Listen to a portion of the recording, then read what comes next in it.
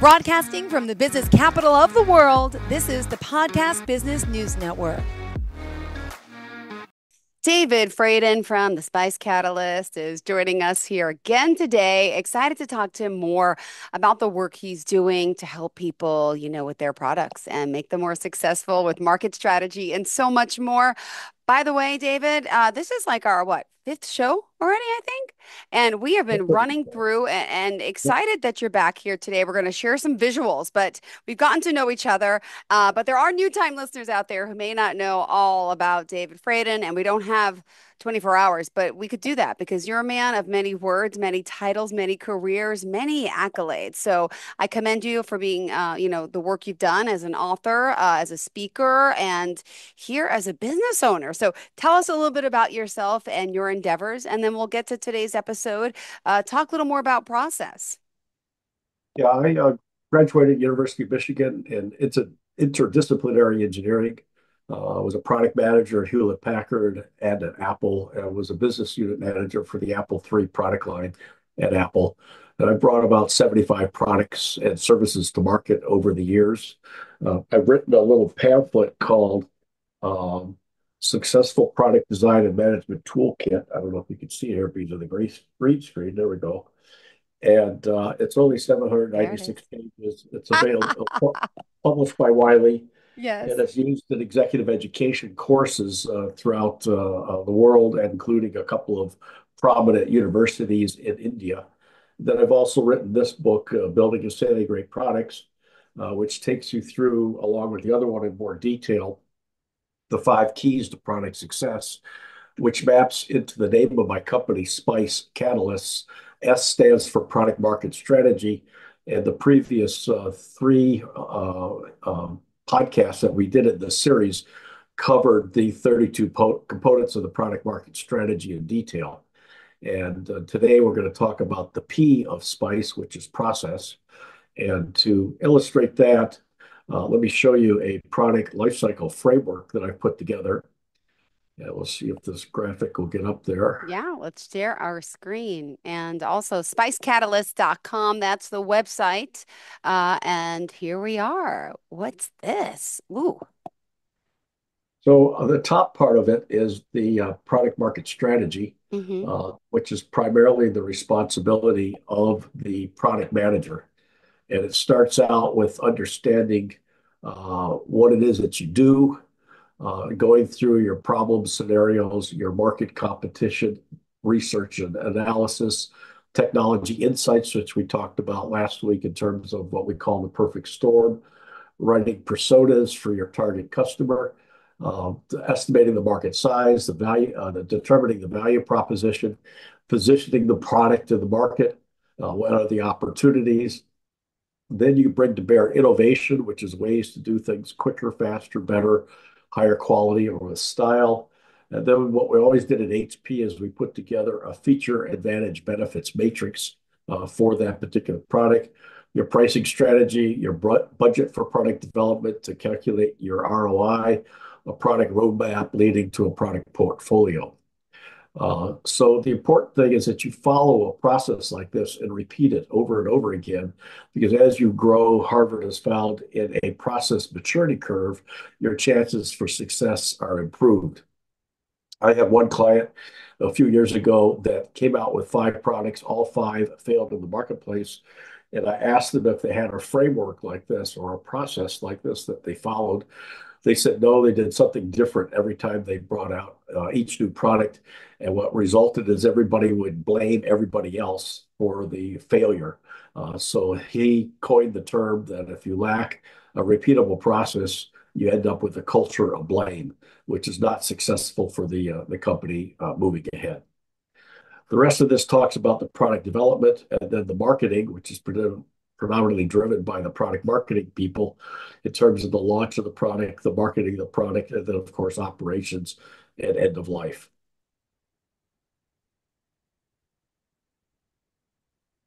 Now, obviously, you're talking today about the product management, the product marketing, and what else on the screen did you want to point out for, the launch into the operations section?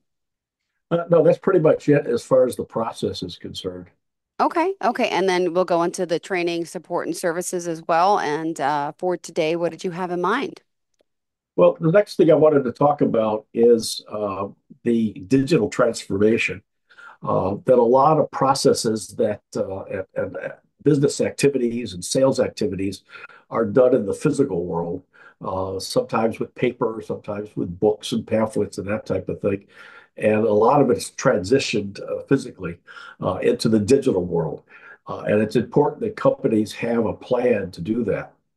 To give you an example, a few years ago, I was retained by SABIC, which is the Saudi Arabia plastics company, which is a subsidiary of Aramco, their petroleum company.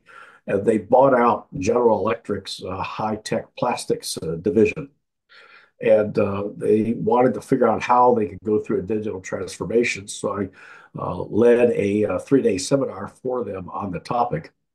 And one of the things that I found is that a lot of industrial engineers, when they're designing product packaging, use AutoCAD, which is a computer-aided design program from Autodesk.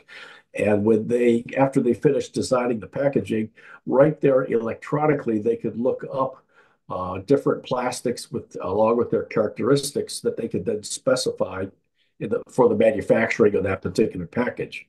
Well, Sabic did not have their data book in AutoCAD, so that what was happening is those companies that offered plastics that did have their data in the electronic data book on Autodesk were the ones that were getting specified, and the Sabic products were not being specified for future products.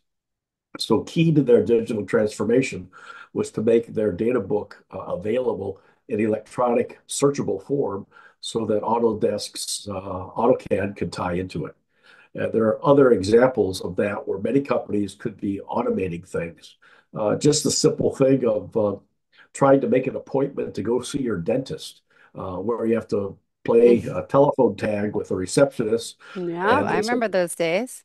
yeah, they say, how about this day? No, how about that day? No, how about this day? Whereas if you could just set your calendar, as we can with things like Calendly, and you can book me to the dentist office, or the dentist office puts their available appointments on the web, you can save a whole lot of time with that kind of digital transformation. By the way, when did that all start? What year was that where things started to transform digitally? Do you recall? Probably in the mid 90s with the advent of the Yeah. internet. Oh gosh. Oh my God. I feel like it's not until like 10 years ago I was able to do that with my doctor appointments. Yeah. Took a Yeah. while, and especially doctor's office to conform because everyone had to scan all the old files. That was a headache and a half for every company, right, to do because that was get all that paperwork, and they used to have storage units, and they have to scan everything. My goodness, I remember those days. My girlfriend worked at a doctor's office, and they spent hours upon hours doing that to digitize everything and to set themselves up. Wow. Well, digital transformation, I know you want to embark upon. You wrote something in your notes, which I'm not sure what it means, so I need your help. The SABIC example, what's that? Yeah, that's the one that I just gave, SABIC, the Oh, it's Saudi. called Yeah. perfect. That's just okay. Thank you. I wasn't sure what that was because that's something different. And along the lines of the customer journey was what I was looking at when we started today. Yeah, now what I wanted to do is talk about the customer journey, and this is the things that a prospective customer goes through in order to buy a product. And it starts out with a status quo, and then there's a trigger point, a reason for them to have to go Yeah. to want to go buy it. And a lot of people, like Newton's third law, body at rest tends to stay at rest, are just sitting there at the status quo. There's nothing triggering them to start the customer journey to acquire a new product or service. So one of the things marketeers have to do is create that trigger point. And that can be done with incentives and discounts and all the 11 P's of marketing, pricing, placement, and so forth. Then the individual or the company starts exploring their options. And in the olden days, before the internet, they would search out data sheets and specs and descriptions and brochures and so forth. Now they tend to go to the web and do all their market research there. And also, as part of exploring their options, they used to call the salespeople and have the salespeople explain their product or service to them. They're no longer doing that. I don't remember what the numbers are now, but a few years ago, it was approaching 70% or so or more of the information a prospective buyer had long before they ever talked to the salesperson. So the role of the salesperson has changed, and the role of marketing has changed to help the individual explore their options and learn more about what products or services will fulfill or fit their needs. Next, they'll go through evaluating the solutions, and then they'll make a business case either to themselves or to the buyer or the decision maker as to why that product should be acquired. And the decision maker could be different. Let's suppose you're married and you have some children, and the child sees an ad on a Saturday morning cartoon for a toy. Well, the child's not the decision maker, but the influencer. And the child will make the business case to the parents, one or the other of them, or both of them, that have the buying authority to try to convince them to buy the product. And as part of that business case, that's the internal buy-in that they have to get within the organization. It could be a family unit or it could be a Fortune 500 company. Then the actual purchase is made and the solution is deployed. If I was consulting with a little company called Cisco on networking products in their services department about 15 years ago, and they were having trouble to get internet service providers to upgrade and replace their existing Cisco routers with the new routers from Cisco.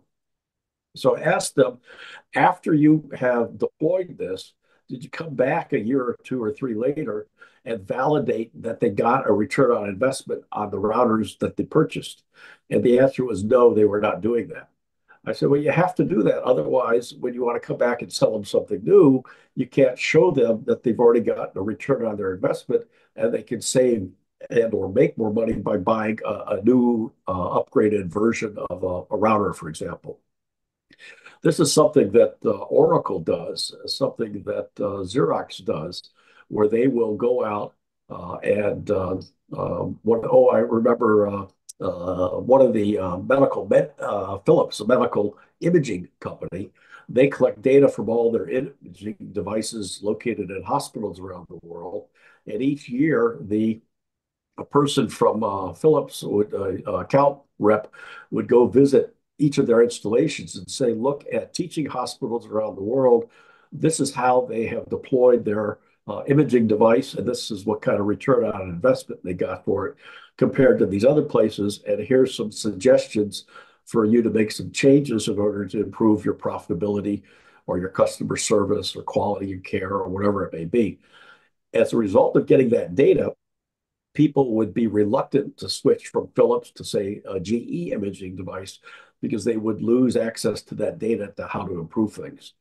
And at the flip side of that, in the example of Cisco, they're having difficulty with slowdown in sales of making new sales of routers because they haven't validated the value already.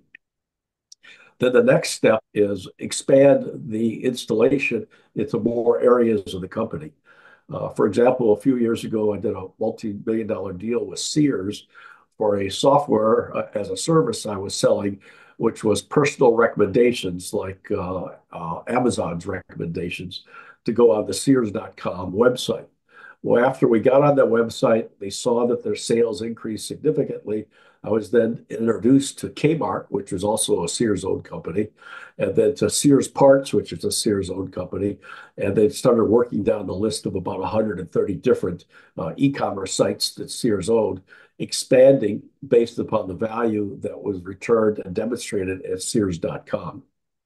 And then after those successes, I was able to ask them, well, can you refer me to some other individuals in other places that might be interested in the same thing? And the product manager that I worked with at Sears left a few years later, and he went over to Expedia, which gave me an opportunity to sell the same product into Expedia. And then the whole cycle starts all over again. So it's important that there are different things that need to be done from a product development, product design, product marketing standpoint of the product or the service, which is different for each different part of the customer's journey. Well, thank you for that. And by the way, I don't know if you wanted to, your screen obviously still being shared. I didn't know if you were going to add more slides to it or to continue, or you want to get off of that just in case. But it'll just look better for editing later. And let's remind everyone at this time how we can contact you, David. There you go. You can you can go to my website, spicecatalyst.com, or send me an email at dave@spicecatalyst.com, or connect with me. Just search for my name on LinkedIn. Or if you're interested in my books, you can go to Amazon or my website. And on my website are also some on-demand and in-person and online courses that cover all of the topics that we're talking about in these 10 podcasts. Oh my goodness. We are on a roll here. All right. So customer journey. And then the big one is the social media. Eeks. There's so much that goes into that, right? Yeah, there's very big websites. LinkedIn, for example, which was bought a couple, 3 years ago by Microsoft, and it's predominantly a business networking website with a great deal of credibility. So if someone contacts you through LinkedIn, you can be fairly assured that it's a legitimate person, and you can network. So I've got about 17,000 connections on LinkedIn, and we message back and forth on different topics. So there's different groups you can join there and so forth. However, fraudsters and scammers are now beginning to use LinkedIn, and they Ah, copy somebody else's picture, somebody else's mm, background and profile, and they contact people and try to develop relationships, and then try to convince them to invest in things like spot gold or cryptocurrency and that type of thing. Um, Recently, LinkedIn has doubled down on their two-factor authorization to be able to sign in. I kind of suspect that's as a result of all the fraud that's been flowing through there from that standpoint. So you have to be careful. Facebook is another one, but that tends to be person to person or social. So if you have mm-hmm. products that are sold to individuals, then a Facebook is a good place to be and set up a Facebook page for your product or your service. If you're doing business to business, LinkedIn is a little bit better place to be. Instagram, which is also owned by Facebook or Meta, Mm-hmm. is good if you've got a product that has some sort of visual sense to it. TikTok, of course, is huge now, which is used by a younger geographic and small videos. And there's a lot of people that have made a lot of money on it. A lot of products have been Yeah. endorsed and so forth. Then lately is Twitter or X. But unfortunately, after this past election, a lot of us Oof. have been canceling our subscriptions and memberships on X since it's gone completely off in one direction and is amplifying QAnon and other things. So it's kind of hard to have much credibility if one's hanging out on X.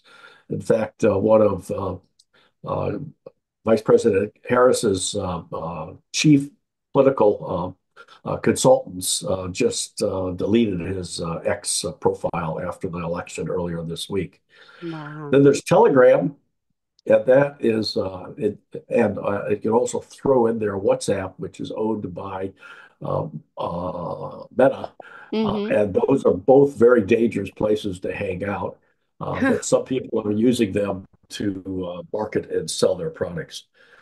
It used to be you'd have to, uh, for example, you would run ads, and one chief ad executive says, I know half of my ads are not effective. I just don't know which half. Well, with the digital targeting that you can do on these social media, you can know which ads are working and which ads are not working, which things are getting clicked on, how long people are looking at different things, and you can adjust your advertising and you can test your advertising very, very quickly to see what things are working and what things are not working. Now, let me just ask, so do you think Twitter or X is going to f fully go away at this point? Like, it's so crazy. I never signed on to that. I mean, I have my old Twitter account, but then it changed over and I wasn't happy. But just curious, is that what everyone's predicting it's going to go away? Yeah, I think it's going to become a cesspool as it already has. A lot Hmm. like what is that? Oh, there's a couple of them out there where the QAnon conspiracy theories circulate, and I will delve into that eventually. Oh, And eventually, advertisers will recognize that if they're running ads on there, they're just wasting their money. They're promoting racism, sexism, homophobia, anti-Semitism, uh, hmm. and all of those kinds of things. And their ads, can you imagine a company like Nestle's ads running next to some homophobic ad on Twitter? No, Um, no, that, yeah. that destroys their brand. Yeah. And there's efforts out there. One of them is a website called Check Your Ads, and they are trying to hold these major accounts accountable Uh, to follow their policies. And they've been fairly effective to get Google, their ad engines will just put any ad they can on everything they can and try to put it on those things that get the most yep. clicks. And things that spout hate tend to get 10 times more clicks Hmm. than things that spout truth or love. Oh, So we're like building Truth on the Social, worst of, right? yeah, And what we're about building. WhatsApp? Is that, oh, sorry, go ahead. Yeah, WhatsApp is also a texting messaging platform, and there it's encrypted end to end, but you don't know who you're talking to at the other end, if they're actually a real person or a scammer and Miramar that's trying to get some money from you. And so I think I probably get five. Hello, who is this? Or my and that's on Messenger, which is on Microsoft, excuse me, on Facebook, or on iMessage from Apple. I got your name in my phone book, and I don't know where it came from. In fact, I got an interesting one today that suggested that it was from my daughter, had her name at the top of the message and said, Dad, can you send some money to a couple people because I dropped my phone in the sink and I can't access my bank accounts. Oh my And gosh. so I called her to confirm that was her. She says, No, I don't know that. But somehow someone was able to get a hold of my phone number. My da had my daughter's phone number so they could impersonate sending from that phone number. So it was matched in my contacts list, and somehow, or they just guessed that I might be her dad. And it's quite possible, as we know, the Chinese have hacked into Verizon's telephone system. I use Xfinity Mobile, which is based on Verizon, and they were able to get information in terms of who was calling whom. So they had the combination of phone numbers that I just talked about. So I went in line and reported it to my Yeah. local police department. Good job. Thank you for that. Wow. It's amazing the scam emails and stuff that's happening. And that's a whole nother episode of what's happening in our world after all this technology is out there, the good, the bad, the ugly. But we'll continue to talk about more of the positive, right? And we got to wrap up shortly. So I know you wanted to talk a little bit about who's making that decision and of course to give us that Cisco example as well.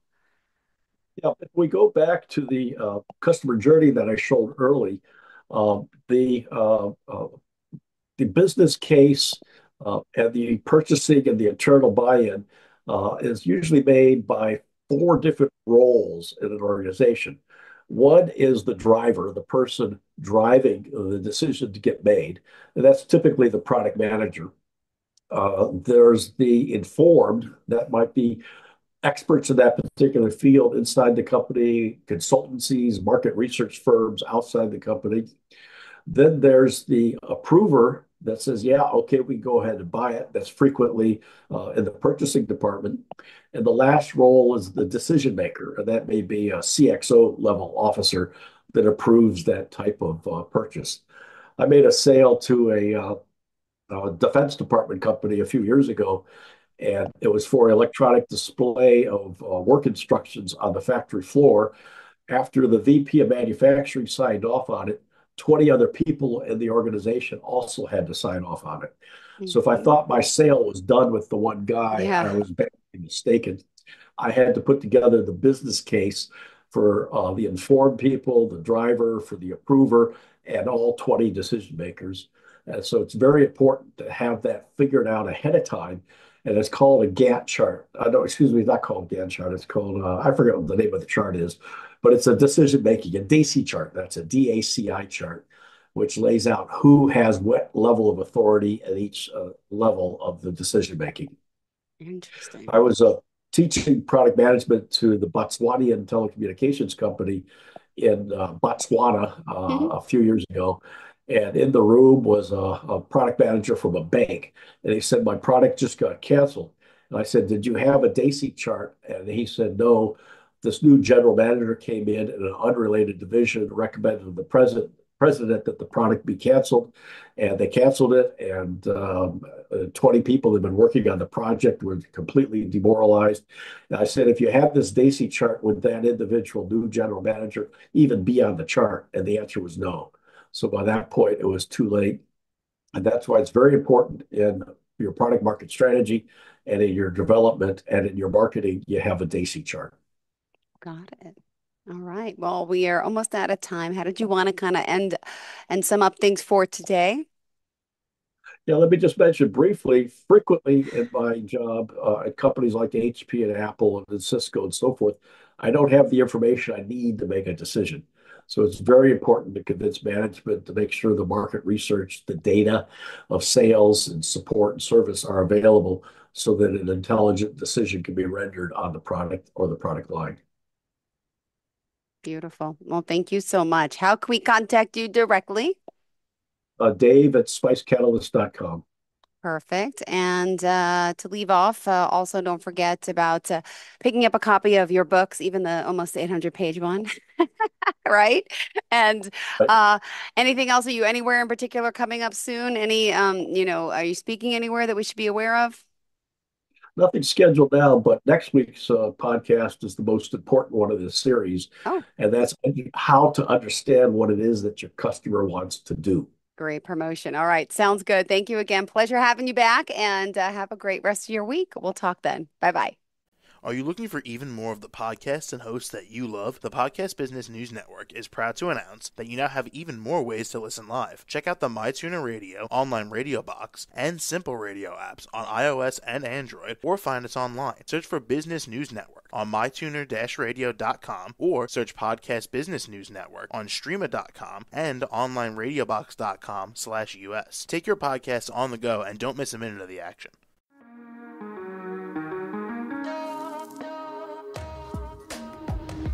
Broadcasting from the business capital of the world, this is the Podcast Business News Network.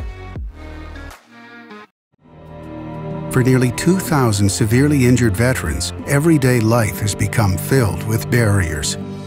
Day-to-day simple tasks can become pretty daunting. I have to carry my chair up 2 flights of steps or have somebody do it for me. What scares me the most is just the falling.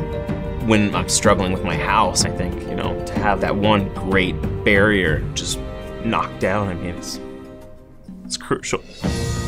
Home for Our Troops is a wonderful nonprofit that builds a mortgage-free, fully adaptive, handicap-accessible house. And there's no catch. It'll be our very first home that we've ever owned. This is a game changer. This is where your life begins again.